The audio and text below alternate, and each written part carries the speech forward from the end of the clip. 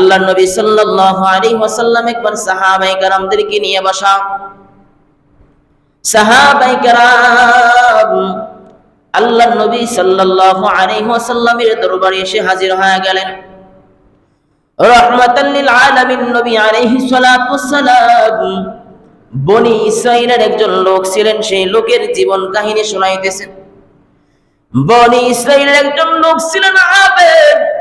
সে ব্যক্তি সারা বছর, হাজার বছর লাগায়া আল্লাহ পাক রব্বুল আলামিনের জিহাদের কাজের মধ্যে শরীক থাকতেন। সারা দিন লাগায়া ওই বান্দা জিহাদ করতেন, আল্লাহ রাস্তায় জিহাদ করতেন, আর রাতভর ইবাদত বন্দেগীর মধ্যে কাটায়া দিতেন, এমন ভাবে হাজার মাস। সাহাবায়ে কেরাম যখন এই কথা শুনলেন, সাহাবায়ে কেরাম অবাক হয়ে গেলেন। সারা মাস কিভাবে আল্লাহর রাস্তায় কাটায়া দেয়, সারা মাস কিভাবে ফি সাবিলিল্লাহ নিজের জীবনকে উৎসর্গ করে দেন। সাহাবায়ে কেরাম অবাক হয়ে গেলেন, বললেন, নবী গো, আমাদের হায়াত বড় সংকীর্ণ, আমাদের হায়াত বড় অল্প। এই অল্প সময় আমরা হাজার মাস আল্লাহর রাস্তায় জিহাদের কাজে শরীক হতে পারবো না। হায় আফসোস! সাহাবায়ে কেরাম আফসোস করতে লাগলেন। রাহমাতাল লিল আলামিন আফসোস করতে লাগলেন, নবীও আফসোস করতে লাগলেন। আল্লাহ পাক রব্বুল আলামিন নবীর আফসোস দেখিয়া আল্লাহর নবী সাল্লাল্লাহু আলাইহি ওয়াসাল্লামকে সান্ত্বনা দেয়। আল্লাহ পাক রব্বুল আলামিন পবিত্র কালামের গোটা একটা সূরা নাযিল করে জানায়া দেয়।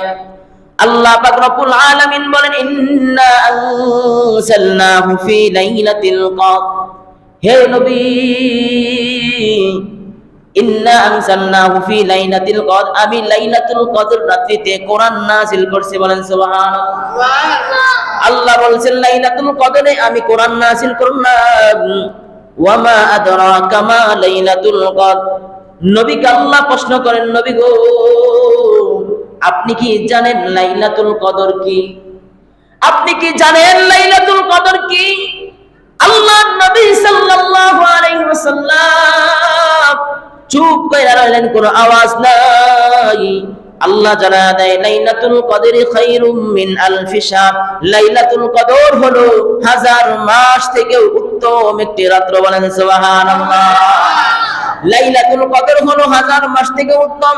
আল্লাহর নবী সাল্লাল্লাহু আলাইহি ওয়াসাল্লাম যখন এই কথা শুনলেন, জিবরাইল আমিন যখন এই কথা আল্লাহর নবীর কানের মধ্যে পৌঁছায়া দিলেন, আল্লাহর নবী সাল্লাল্লাহু আলাইহি ওয়াসাল্লাম খুশিতে বড় আনন্দিত হয়ে গেলেন। আল্লাহর নবী বলেন, বনি ইসরাইলের লোকেরা 1000 বছর হায়াত পেয়েছে, 1000 মাস তারা আল্লাহর রাস্তায় কুরবান করে দিয়েছে, আল্লাহর রাস্তায় জিহাদে শরীক হয়েছে।